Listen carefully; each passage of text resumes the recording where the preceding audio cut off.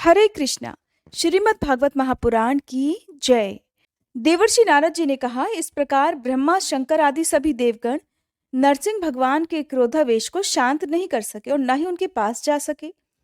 किसी को उनका ओर छोड़ नहीं दिख रहा था। तब देवताओं ने उन्हें शांत करने के लिए स्वयं लक्ष्मी जी को उनके पास भेजा। उन्होंने जाकर जब नरसिंह भगवान का वह महान अद्भुत रूप देखा, तब भय के कारण वे भी उनके पास नहीं जा सकी। उन्होंने ऐसा अनूठा रूप न कभी देखा था और न ही कभी सुना था। तब ब्रह्मा जी ने अपने पास ही खड़े हुए प्रहलाद को ये कहकर भेजा कि बेटा, तुम्हारे पिता पर ही तो भगवान कुपित हुए थे। अब तुम ही उनके पास जाकर उन्हें शांत करो। भगवान के परम प्रेमी प्रहलाद जी जो आज्ञा कहकर और धीरे से भगवान के पास जाकर हाथ जोड़कर पृथ्वी पर साष्टांग लौट गए।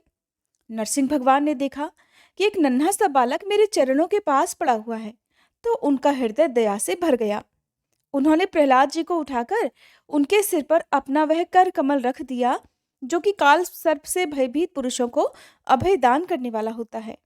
भगवान के कर कमलों का अर्थात हाथों का स्पर्श होते ही उनके बचे खुचे अशुभ संस्कार भी झड़ गए, अर्थात उनके अंदर जो थोड़ी बहुत कमी थी वह भी दूर हो गई। तत्काल ही उन्हें परमात्म तत्व का साक्षात्कार हो गया। तब उन्होंने बड़े प्रेम और आनंद में मगन होकर भगवान के चरण कमलों को अपने हृदय में धारण कर लिया। उस समय प्रहलाद जी का सारा शरीर पुलकित हो गया। हृदय में प्रेम की धारा प्रवाहित होने लगी और नेत्रों से आनंद के आंसू झरने लगे। प्रहलाद जी भावपूर्ण हृदय और निर्निमेष नयनों से भगवान की ओर देख रहे थे। भाव समाधि से स्वयं एकाग्र हुए मन के द्वारा उन्होंने भगवान के गुणों का चिंतन करते हुए बड़े प्रेम से भरी हुई वाणी में उनकी स्तुति करना प्रारंभ कर दिया। प्रहलाद जी कहने लगे, ब्रह्मादि देवता, ऋषि मुनि और सिद्ध पुरुषों की बुद्धि लगातार सत्व गुण में ही स्थित रहती है, फिर भी वे अपनी धारा प्रवाह स्तुति और अपने विविध गुणों से आपको अभी तक भी संतुष्ट नहीं कर पाए हैं। फिर मैं तो, हे प्रभु, घोर असुर जाति में उत्पन्न हुआ हूं। क्या आप मुझसे संतुष्ट हो सकते हैं? मैं तो समझता हूं कि धन, कुलीनता, रूप, तप, विद्या, ओज, तेज, प्रभाव, बल, पौरुष, बुद्धि और योग, ये सभी गुण परम पुरुष भगवान को संतुष्ट करने में समर्थ नहीं हैं। परंतु भक्ति से तो भगवान गजेंद्र पर भी संतुष्ट हो गए थे, और मेरी समझ से इन 12 गुणों से युक्त ब्राह्मण भी अगर भगवान कमलनाभ के चरण कमलों से विमुख हो जाए, उनसे दूर हो जाए, तब तो वह चंडाल श्रेष्ठ है जिसने अपने मन, वचन, कर्म, धन और प्राण भगवान के चरणों में समर्पित कर रखे हैं। क्योंकि वह चंडाल तो अपने कुल तक को पवित्र कर देता है और बड़प्पन का अभिमान करने वाला वह ब्राह्मण अपने को भी पवित्र नहीं कर सकता। भगवान, आप तो सत्व गुण के आश्रय हैं और ये ब्रह्मादि देवता आपके आज्ञाकारी भक्त हैं। ये हम दैत्यों की तरह आपसे द्वेष नहीं करते। प्रभु, आप बड़े बड़े सुंदर सुंदर अवतार ग्रहण करके इस जगत के कल्याण और अभ्युदय के लिए और इसे आत्मानंद की प्राप्ति कराने के लिए अनेकों प्रकार की लीलाएं करते रहते हैं। जिस असुर को मारने के लिए आपने इतना क्रोध किया था, प्रभु, वह तो मारा जा चुका। अब आप अपना क्रोध शांत कीजिए। जैसे बिच्छू और सांप की मृत्यु से सज्जन भी सुखी होते हैं, वैसे ही इस दैत्य के संहार से सभी लोगों को बड़ा सुख मिला है। अब सभी आपके शांत स्वरूप के दर्शन की बाट देख रहे हैं। हे नरसिंह देव, भय से मुक्त होने के लिए भगवत जन आपके इस रूप का स्मरण करेंगे। आपकी जीभ लपलपा रही है, आंखें सूर्य के समान हैं, आपकी भौहें चढ़ी हुई हैं, पैनी और बड़ी दाढ़ें हैं, आंतों की माला, खून से लथपथ गर्दन के बाल, बर्छे की तरह सीधे खड़े हुए कान और दिग्गजों को भी भयभीत कर देने वाला सिंहनाद, और शत्रुओं को फाड़ डालने वाले आपके इन नाखूनों को देखकर मैं तनिक भी भयभीत नहीं हुआ हूँ। दीन बंधु, मैं भयभीत हूं तो केवल इस असह्य और उग्र संसार चक्र में पिसने से। मैं अपने कर्म पाशों से बंधकर इन भयंकर जंतुओं के बीच में डाल दिया गया हूं। मेरे स्वामी, अब आप प्रसन्न होकर मुझे कब अपने उन चरण कमलों में बुलाएंगे, जो समस्त जीवों की एकमात्र शरण और मोक्ष रूप है? हे अनंत, मैं जिन जिन योनियों में गया, उन सभी योनियों में प्रिय के वियोग और अप्रिय के संयोग से होने वाले शोक की आग में झुलसता रहा। उन दुखों को मिटाने की जो दवा है वह भी दुख रूप ही है। और मैं ना जाने कब से अपने अलावा वस्तुओं को आत्मा समझकर इधर उधर भटक रहा हूँ। अब आप ऐसा साधन बतलाइए जिससे कि आपकी सेवा भक्ति प्राप्त कर सकूं। प्रभु, आप अपनी चैतन्य शक्ति से बुद्धि के समस्त गुणों को सर्वदा पराजित रखते हैं, काल रूप से सभी साध्य और साधनों को अपने अधीन रखते हैं। मैं इस समय आपकी शरण में हूँ। प्रभु, आप मुझे इन सब से बचाकर अपने सानिध्य में खींच लीजिए।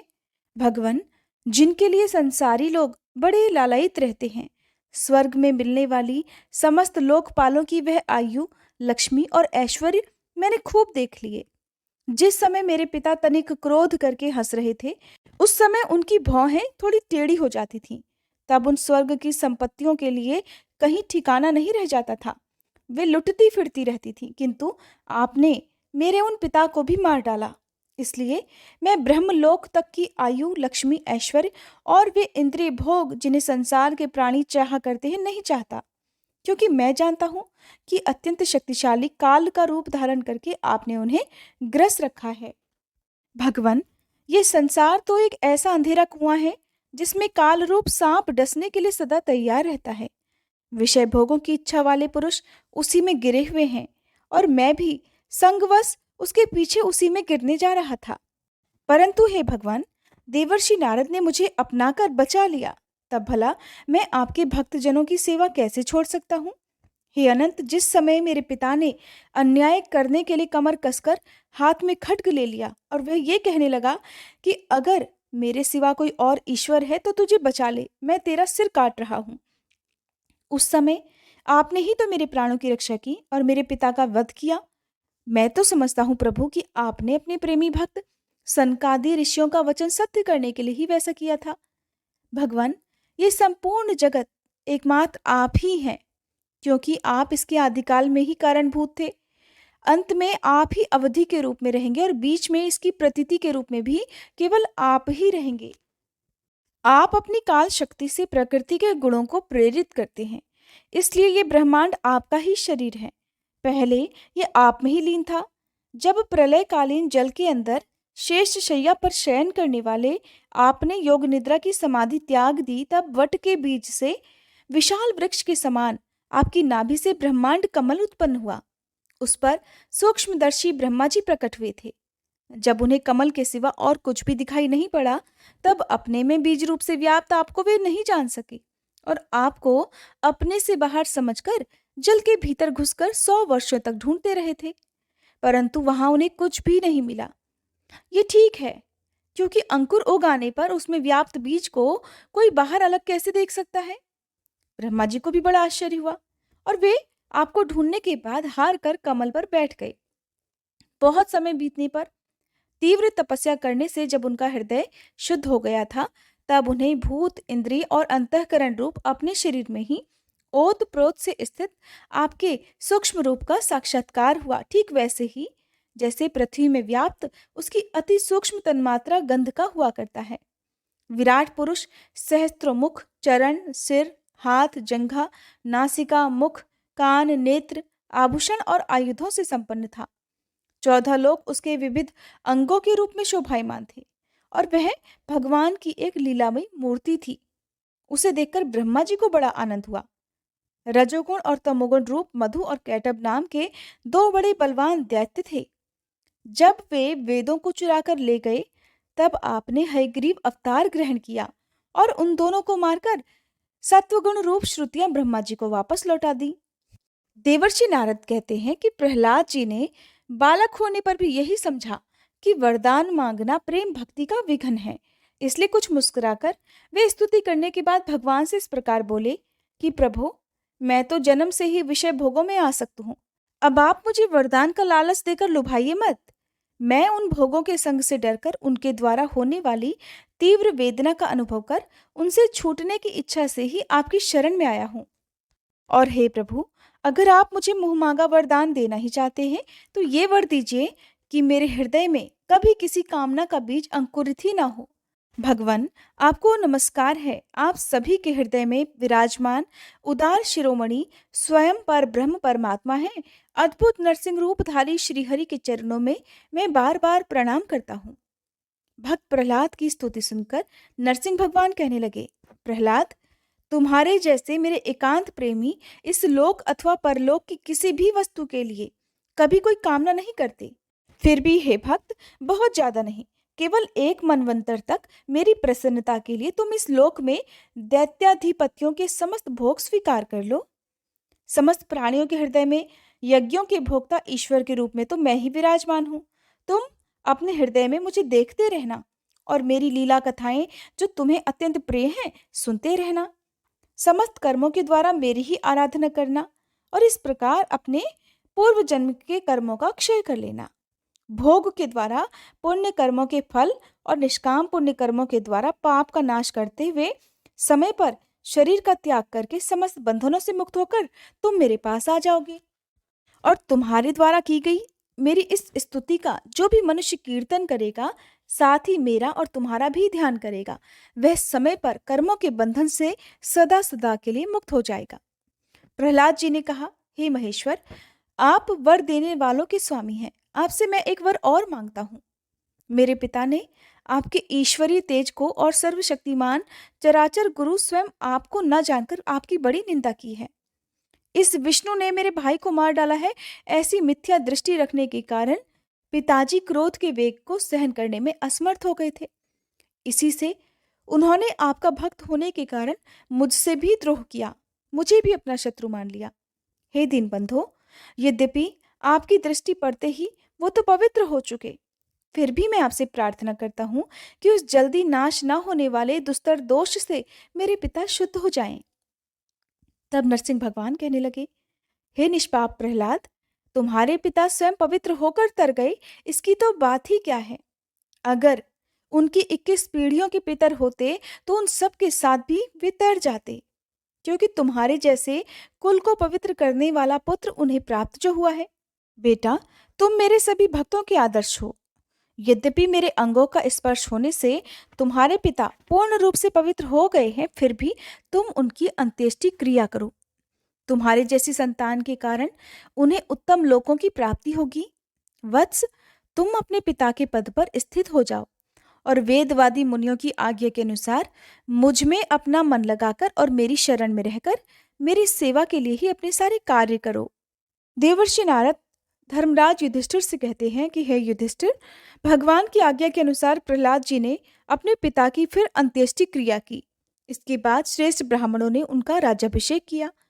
उसी समय देवता ऋषि आदि के साथ ब्रह्मा जी ने नरसिंह भगवान को प्रसन्न देखकर पवित्र वचनों के द्वारा उनकी स्तुति की और उनसे ये बात कही। ब्रह्मा जी कहने लगे, हे देवताओं के आराध्य देव, आप तो सर्वंतर्यामी, जीवों के जीवनदाता और मेरे भी पिता हैं। ये पापी दैत्य लोगों को बहुत सता रहा था। ये बड़े सौभाग्य की बात है कि आपने इसे मार डाला। मैंने इसे वर दे रखा था कि मेरी सृष्टि का कोई भी प्राणी तुम्हारा वध नहीं कर सकेगा, जिससे यह मतवाला हो गया था, अभिमानी हो गया था। तपस्या, योग और बल के कारण अभिमानी होकर इसने समस्त वेद विधियों का उच्छेद कर दिया था। ये भी बड़े सौभाग्य की बात है कि इसके पुत्र परम भागवत शुद्ध हृदय नन्हे से शिशु प्रहलाद को आपने मृत्यु के मुख से छुड़ा दिया। और फिर ये भी बड़े आनंद और मंगल की बात है कि अब वह आपकी शरण में है। भगवान, आपके इस नरसिंह रूप का ध्यान जो कोई एकाग्र मन से करेगा, उसे यह सब प्रकार के भयों से बचा लेगा। यहाँ तक कि मारने की इच्छा से आई हुई मृत्यु भी उसका कुछ नहीं बिगाड़ सकेगी। तब नरसिंह भगवान जी बोले, हे ब्रह्मा जी, आप कृपया दैत्यों को ऐसा वर ना दिया करें। जो स्वभाव से ही क्रूर हैं, उनको दिया हुआ वर तो वैसा ही है जैसे सांपों को दूध पिलाना। नारद जी कहते हैं, हे युधिष्ठिर, नरसिंह भगवान ऐसा कहकर और ब्रह्मा जी के द्वारा की गई पूजा को स्वीकार करके फिर वहीं अंतर्ध्यान हो गए। इसके बाद प्रहलाद जी ने भगवत स्वरूप ब्रह्मा शंकर जी की और प्रजापति और देवताओं की पूजा करके उन्हें माथा टेककर प्रणाम किया। तब शुक्राचार्य आदि मुनियों के साथ ब्रह्मा जी ने प्रहलाद जी को समस्त दानव और दैत्यों का अधिपति बना दिया। फिर ब्रह्मादि देवताओं ने प्रहलाद जी का अभिनंदन किया और उन्हें शुभाशीर्वाद दिए। प्रहलाद जी ने भी यथायोग्य सभी का सत्कार किया। फिर वे लोग अपने अपने लोकों को चले गए। हे युधिष्ठिर, इस प्रकार भगवान के वे दोनों पार्षद जय और विजय दिति के पुत्र दैत्य हो गए थे। वे भगवान से शत्रुता रखते थे। उनके हृदय में रहने वाले भगवान ने उनका उद्धार करने के लिए ही उन्हें मार डाला। ऋषियों के शाप के कारण फिर उनकी मुक्ति नहीं हुई थी। वे फिर से कुंभकर्ण और रावण के रूप में राक्षस हुए। उस समय भगवान श्री राम के पराक्रम से उनका अंत हुआ था। युद्ध में भगवान राम के बाणों से उनका कलेजा फट गया। वहीं पड़े पड़े पूर्व जन्म की भांति भगवान का स्मरण करते करते फिर उन्होंने अपना शरीर छोड़ा। वे ही अब इस युग में शिशुपाल और दंतवक्त्र के रूप में पैदा हुए थे। भगवान के प्रति बैरभाव होने के कारण तुम्हारे सामने ही वे उनमें समा गए। हे युधिष्ठिर, श्री कृष्ण से शत्रुता रखने वाले सभी राजा अंत समय में श्री कृष्ण के स्मरण से पवित्र होकर अपने पूर्व जन्मों में किए गए पापों से सदा सदा के लिए मुक्त हो गए। जैसे भृंगी के द्वारा पकड़ा हुआ कीड़ा भय से ही उसका स्वरूप प्राप्त कर लेता है, ठीक उसी प्रकार जिस प्रकार भगवान के प्यारे भक्त भेदभाव रहित अनन्य भक्ति के द्वारा भगवत स्वरूप को प्राप्त कर लेते हैं, ठीक वैसे ही शिशुपाल आदि नरपति भी भगवान के वैर भाव जनित अनन्य चिंतन से भगवान के ही रूप को प्राप्त हो गए, अर्थात उन्हीं में लीन हो गए। युधिष्ठिर, तुमने मुझसे पूछा था कि भगवान से द्वेष करने वाले शिशुपाल आदि को उनके सारूप्य की प्राप्ति कैसे हुई। उसका उत्तर मैंने तुम्हें दे दिया। अब और क्या जानना चाहते हो? तब राजा युधिष्ठिर ने पूछा, हे नारद जी, मैं दानव किस कार्य में जगदीश्वर रुद्रदेव का यश नष्ट करना चाहता था और भगवान श्री कृष्ण ने किस प्रकार उनके यश की रक्षा की थी? आप कृपा करके अब इस बारे में भी बताइए। तब नारद जी ने कहा, एक बार इन्हीं भगवान श्री कृष्ण से शक्ति प्राप्त करके देवताओं ने युद्ध में असुरों को जीत लिया था। उस समय सबके सब असुर मायावियों के परम गुरु मय दानव की शरण में आ गए। शक्तिशाली मयासुर ने सोने, चांदी और लोहे के 3 विमान बना दिए। वे विमान क्या थे? तीनों पुर ही थे। वे इतने विलक्षण थे कि उनका आना जाना जान नहीं पड़ता था। उनमें अपरिमित सामग्रियां भरी हुई थी। हे युधिष्ठिर, दैत्य सेनापतियों के मन में 3 लोक और लोकपतियों के प्रति वैर भाव तो था ही। अब उसकी याद करके उन तीनों विमानों के द्वारा वे उनमें छिपे रहकर सबका नाश करने लगे। तब लोकपालों के साथ सारी प्रजा भगवान शंकर की शरण में गई और उनसे प्रार्थना की कि हे प्रभु, त्रिपुर में रहने वाले असुर हमारा नाश कर रहे हैं, हम आपके हैं, इसलिए हे देवाधिदेव आप हमारी रक्षा कीजिए। उनकी प्रार्थना सुनकर भगवान शंकर ने बड़ी दयापूर्ण शब्दों में उनसे कहा कि देवो, डरो मत। फिर उन्होंने अपने धनुष पर बाण चलाकर तीनों पुरों पर छोड़ दिया। उनमें से मानो आग की लपटें निकल रही हों। उनके कारण उन पुरों का दिखना बंद हो गया था। उनके स्पर्श से सभी विमानवासी निष्प्राण होकर गिर पड़े। महामायावी मय बहुत से उपाय जानता था। वह उन सभी दैत्यों को उठा लाया और अपने बनाए हुए अमृत के कुएं में डाल दिया। उस सिद्ध अमृत रस का स्पर्श होते ही असुरों का शरीर अत्यंत तेजस्वी और वज्र के समान सुदृढ़ हो गया। वे बादलों को विदीर्ण करने वाली बिजली की आग की तरह उठ खड़े हुए। इन्हीं भगवान श्री कृष्ण ने जब देखा कि महादेव जी तो अपना संकल्प पूरा न होने के कारण उदास हो गए हैं, तब उन असुरों पर विजय प्राप्त करने के लिए उन्होंने एक उपाय किया। यही भगवान विष्णु उस समय गौ बन गए और ब्रह्मा जी बछड़ा बन गए।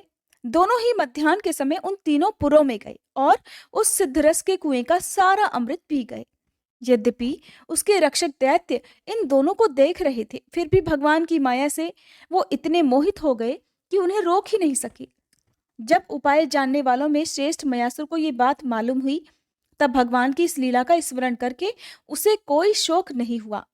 शोक करने वाले अमृत रक्षकों से उसने कहा कि भाई, देवता, असुर, मनुष्य या फिर कोई भी प्राणी अपने पराये या फिर दोनों के लिए जो कि प्रारब्ध का विधान है, जो कि पूर्व में ही लिख दिया गया है, विधाता का विधान, उसे मिटा नहीं सकता। जो होना था वो तो हो गया, अब शोक करके क्या करना है। इसके बाद भगवान श्री कृष्ण ने अपनी शक्तियों के द्वारा भगवान शंकर के युद्ध की सामग्री तैयार की। फिर उन्होंने धर्म से रथ, ज्ञान से सारथी, वैराग्य से ध्वजा, ऐश्वर्य से घोड़े, तपस्या से धनुष, विद्या से कवच, क्रिया से बाण और अपनी अन्य शक्तियों से अन्य अन्य वस्तुओं का निर्माण किया। फिर इन सभी सामग्रियों से सज धज कर भगवान शंकर रथ पर सवार हुए और धनुष बाण धारण किया। फिर भगवान शंकर ने अभिजीत मुहूर्त में धनुष पर बाण चढ़ाया और उन तीनों दुर्भेद्य विमानों को पल भर में ही भस्म कर दिया। हे युधिष्ठिर, उस समय स्वर्ग में दुंदुभियां बजने लगी, सैकड़ों विमानों की भीड़ लग गई। देवता, ऋषि, पितर और सिद्धेश्वर आनंद से जय जयकार करते हुए पुष्पों की वर्षा करने लगे। अप्सराएं नाचने और गाने लगी। हे युधिष्ठिर, उस समय उन तीनों पुरों को जलाकर भगवान शंकर ने पुरारी की पदवी प्राप्त की और ब्रह्मादि की स्तुति सुनते हुए अपने धाम को चले गए। आत्मस्वरूप जगत गुरु भगवान श्री कृष्ण इस प्रकार अपनी माया से जो मनुष्यों की तरह लीलाएं करते हैं, ऋषि लोग उन्हीं अनेकों लोक पावन लीलाओं का गुणगान किया करते हैं। अब मैं तुम्हें स्त्री धर्म का भी वर्णन करता हूँ कि एक स्त्री का क्या क्या धर्म है। पति की सेवा करना, उसके अनुकूल रहना, पति के संबंधियों को प्रसन्न रखना, उनका सम्मान करना, सदा पति के नियमों की रक्षा करना, ये पति को ही ईश्वर मानने वाली पतिव्रता स्त्रियों के धर्म है। साध्वी स्त्री को चाहिए कि झाड़ने, बुहारने, लीपने और चौक पूरने आदि से घर को और मनोहर वस्त्र आभूषणों से अपने शरीर को अलंकृत यानी कि सजा कर रखे, सामग्रियों को साफ सुथरा रखे, अपने पतिदेव की छोटी बड़ी इच्छाओं को समय के अनुसार पूरा करे, विनय, इंद्रिय संयम, सत्य और प्रिय वचनों से प्रेम पूर्वक पतिदेव की सेवा करे, जो कुछ मिल जाए उसी में संतुष्ट रहे, किसी भी वस्तु के लिए ललचाए नहीं, सभी कामों में चतुर और धर्मज्ञ हो, सदा सत्य और प्रिय बोले, अपने कर्तव्य में सावधान रहे।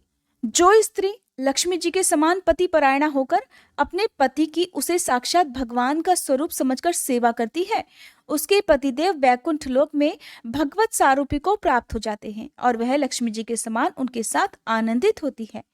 देवर्षि नारद जी महाराज युधिष्ठिर से कहते हैं कि हे धर्मराज, अब मैं गृहस्थों के लिए मोक्ष धर्म का वर्णन करता हूँ, ध्यानपूर्वक सुनो। हे युधिष्ठिर, कुछ ब्राह्मणों की निष्ठा कर्म में, कुछ की तपस्या में, कुछ की वेदों के अध्ययन में, कुछ की प्रवचन देने में, कुछ की आत्मज्ञान के संपादन में और कुछ की योग में होती है।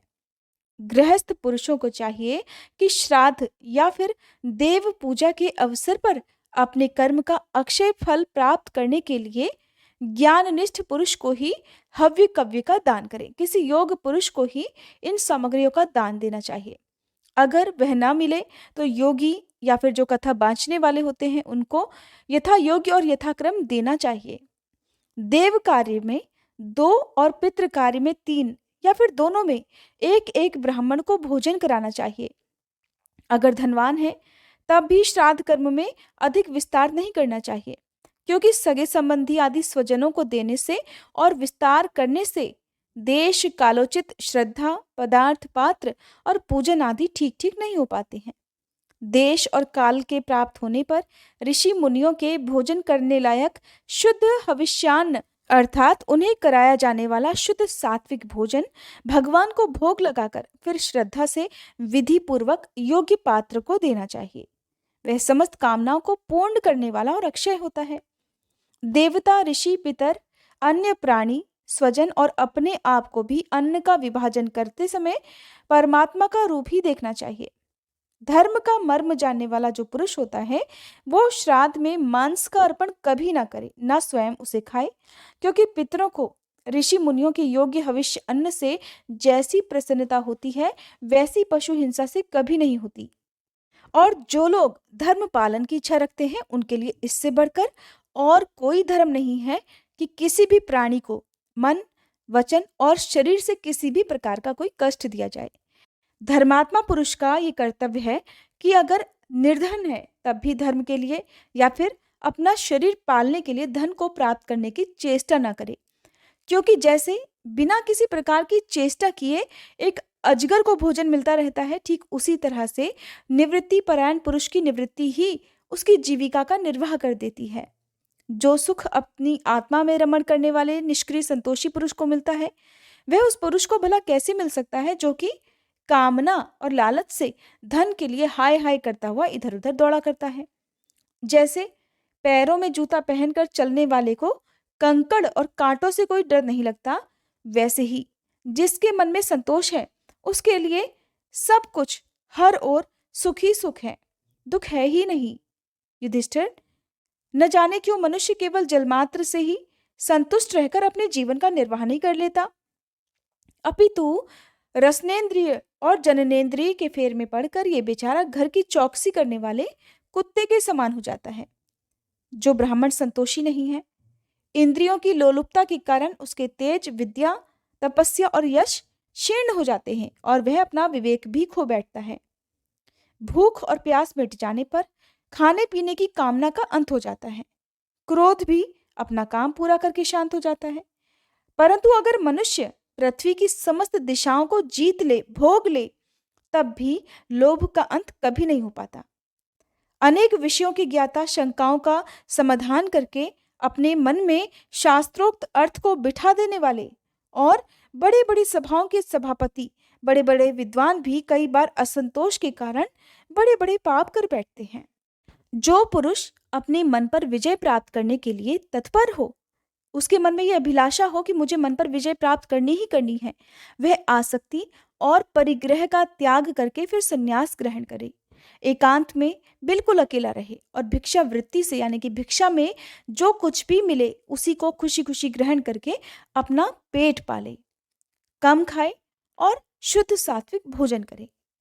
हे युधिष्ठिर, पवित्र और समान भूमि पर अपना आसन बिछाए और सीधे स्थिर भाव से समान और सुखकर आसन से उस पर बैठकर ओंकार का जप करे। जब तक मन संकल्प विकल्पों को छोड़ न दे, तब तक नासिका के अग्रभाग पर अपनी नजर जमाकर पूरक, कुंभक और रेचक द्वारा प्राण और अपान की गति को रोके रखे। काम की चोट से घायल मन जिस तरह इधर उधर चक्कर काटता हुआ फिरता है, जहां जहां जाए उस विद्वान पुरुष को चाहिए कि वह उसे वहां वहां से लौटा लाए। यानी कि अगर इस तरह ध्यान लगाने से आपका मन भटके, तो जो भी विवेकी पुरुष है उसे अपने मन को हर प्रकार से एकाग्र करना चाहिए, ध्यान में लगाना चाहिए। इस प्रकार साधक निरंतर इसी प्रकार का अभ्यास करता है। तब ईंधन के बिना जैसे अग्नि बुझ जाती है, वैसे ही थोड़े समय में उसका मन शांत हो जाता है। इस प्रकार जब काम वासनाएं चोट करना बंद कर देती हैं और समस्त वृत्तियां अत्यंत शांत हो जाती हैं, तब मन ब्रह्मानंद के संस्पर्श में मगन हो जाता है और फिर कभी भी उसके मन में काम वासनाएं उत्पन्न नहीं होती। जो सन्यासी पहले तो धर्म, अर्थ और काम के मूल कारण गृहस्थ आश्रम का परित्याग कर देता है और फिर उन्हीं का ही सेवन करने लगता है, उन्हीं सब सुखों को भोगने लगता है, तो वह निर्लज्ज, अपने उगले हुए को खाने वाले कुत्ते के समान है। जिन्होंने अपने शरीर को अनात्मा, मृत्युग्रस्त, विष्ठा, कृमि और राख समझ लिया था, वे ही मूर्ख उसे फिर से आत्मा मानकर उसकी प्रशंसा करने लगते हैं। हे युधिष्ठिर, ये मनुष्य शरीर रूपी रथ जब तक अपने वश में है और इसके इंद्रिय, मन आदि सारे साधन अच्छी दशा में विद्यमान है, तभी तक श्री गुरुदेव के चरण कमलों की सेवा पूजा से शान धराई हुई ज्ञान की तीखी तलवार लेकर भगवान के आश्रय से इन शत्रुओं का नाश करके स्वराज सिंहासन पर विराजमान हो जाए और फिर अत्यंत शांत भाव से इस शरीर का भी परित्याग कर दे। नहीं तो थोड़ा सा भी लालच आ जाने पर ये इंद्रिय रूपी दुष्ट घोड़े और उनसे मित्रता रखने वाला बुद्धि रूप सारथी रथ के स्वामी जीव को उल्टे रास्ते पर ले जाकर विषय रूपी लुटेरों के हाथ में अवश्य डाल देंगे। वे डाकू, सारथी और घोड़ों के सहित इस जीव को मृत्यु से अत्यंत भयावने घोर अंधकार में संसार के कुएं में गिरा देंगे, अर्थात मृत्यु के बाद मोक्ष प्राप्त न होकर बार बार जीवन मरण के चक्कर में बंधना ही पड़ेगा। धर्मराज, जिस पुरुष के लिए जिस द्रव्य को जिस समय, जिस उपाय से, जिससे ग्रहण करना शास्त्र आज्ञा के विरुद्ध ना हो, उसे उसी से अपने सब कार्य संपन्न करने चाहिए। विपत्ति काल को छोड़कर इससे अन्यथा कभी नहीं करना चाहिए। महाराज, भगवत भक्त मनुष्य वेद में कहे हुए इन सभी कर्मों के और अन्यान्य स्वकर्मों के अनुष्ठान से घर में रहते हुए भी श्री कृष्ण की गति को प्राप्त कर लेता है। युधिष्ठिर, जैसे तुम अपने स्वामी भगवान श्री कृष्ण की कृपा और सहायता से बड़ी बड़ी कठिन विपत्तियों से पार हो गए हो और उन्हीं के चरण कमलों की सेवा से समस्त भूमंडल को जीतकर तुमने बड़े बड़े राजसूय आदि यज्ञ किए हैं, पूर्व जन्म में, इसके पहले के महाकल्प में मैं भी एक गंधर्व था और मेरा नाम था उपबर्हण और गंधर्वों में मेरा बड़ा सम्मान था। मेरी सुंदरता, सुकुमारता और मधुरता बड़ी अद्भुत थी। मेरे शरीर में से सुगंधी निकला करती थी और देखने में मैं बहुत अच्छा लगता था। स्त्रियां मुझसे बहुत प्रेम करती थीं और मैं सदा प्रमाद में ही रहा करता। मैं अपने पूर्व जन्म में अत्यंत विलासी हुआ करता था। एक बार देवताओं के यहाँ ज्ञान सत्र हुआ। उसमें बड़े बड़े प्रजापति आए हुए थे। भगवान की लीला का गान करने के लिए उन लोगों ने गंधर्व और अप्सराओं को बुलवाया था। मैं जानता था कि वह संतों का समाज है, वहां भगवान की लीलाओं का ही गान होता है। फिर भी मैं स्त्रियों के साथ लौकिक गीतों का गान करता हुआ उन्मत्त की तरह वहां जा पहुंचा। देवताओं ने देखा कि ये तो हम लोगों का अनादर कर रहा है, तो उन्होंने अपनी शक्ति से मुझे श्राप दे डाला कि तुमने हम लोगों की अवहेलना की है, हमारा अपमान किया है, इसलिए तुम्हारी सारी सौंदर्य संपत्ति नष्ट हो जाए और तुम शीघ्र ही शूद्र हो जाओ। उनके शाप से मैं दासी का पुत्र हुआ, किंतु उस शूद्र जीवन में किए हुए महात्माओं के सत्संग और सेवा शुश्रूषा के प्रभाव से मैं दूसरे जन्म में ब्रह्मा जी का पुत्र हुआ। संतों की अवहेलना और सेवा का ये मेरा प्रत्यक्ष अनुभव है जो मैंने तुमसे बताया। संत सेवा से ही भगवान प्रसन्न हो जाते हैं। मैंने तुम्हें गृहस्थों का पाप नाशक धर्म बतला दिया। इस धर्म के आचरण से गृहस्थ भी अनायासी सन्यासियों को मिलने वाला परम पद प्राप्त कर लेता है। अक्सर लोग यही सोचते हैं कि जो सन्यासी है केवल उन्हें ही मोक्ष प्राप्त हो सकता है, लेकिन जितने भी लोग सांसारिक घर गृहस्थी से जुड़े हुए हैं, वो लोग भी घर पर गृहस्थ धर्म का पालन करते हुए यदि कुछ बातों का ध्यान रखें तो उन्हें भी मोक्ष प्राप्त हो सकता है। भगवान श्री कृष्ण के धाम में उन्हें भी जगह मिल सकती है। हे युधिष्ठिर, इस मनुष्य लोक में तुम लोगों के भाग्य अत्यंत प्रशंसनीय हैं, क्योंकि तुम्हारे घर में साक्षात परब्रह्म परमात्मा मनुष्य का रूप धारण करके गुप्त रूप से निवास करते हैं। इसी से सारे संसार को पवित्र कर देने वाले ऋषि मुनि बार बार उनका दर्शन करने के लिए चारों ओर से तुम्हारे पास आया करते हैं। बड़े बड़े महापुरुष निरंतर जिनको ढूंढते रहते हैं, जो माया के लेश से रहित परम शांत परमानंद अनुभव स्वरूप परब्रह्म परमात्मा है, वे ही तुम्हारे प्रिय हितैषी व मेरे भाई पूज्य आज्ञाकारी गुरु और स्वयं आत्मा श्री कृष्ण हैं। शंकर जी ब्रह्मादि भी अपनी सारी बुद्धि लगाकर वे ये हैं इस रूप में उनका वर्णन ही नहीं कर सके, फिर भला हम तो कर ही कैसे सकते हैं। हम मौन भक्ति और संयम के द्वारा ही उनकी पूजा करते हैं। कृपया हमारी ये पूजा स्वीकार करके भक्त वत्सल भगवान हम पर प्रसन्न हो। श्री सुखदेव जी कहते हैं कि हे परीक्षित, देवर्षि नारद का यह प्रवचन सुनकर राजा युधिष्ठिर को अत्यंत आनंद हुआ। उन्होंने प्रेम विवल होकर देवर्षि नारद और भगवान कृष्ण की पूजा की। देवर्षि नारद भगवान श्री कृष्ण और राजा युधिष्ठिर से विदा लेकर और उनके द्वारा सत्कार पाकर फिर वहां से चले गए। भगवान श्री कृष्ण ही पर ब्रह्म है, ये सुनकर युधिष्ठिर के आश्चर्य की कोई सीमा नहीं रही। हे परीक्षित, इस प्रकार मैंने तुम्हें दक्ष पुत्रियों के वंशों का अलग अलग वर्णन सुनाया। उन्हीं के वंश में देवता, असुर, मनुष्य आदि और संपूर्ण चराचर की सृष्टि हुई है। हरे कृष्णा। आज का अध्याय समाप्त हुआ। इसके आगे का वृतांत आप सभी अगले अध्याय में सुनिएगा।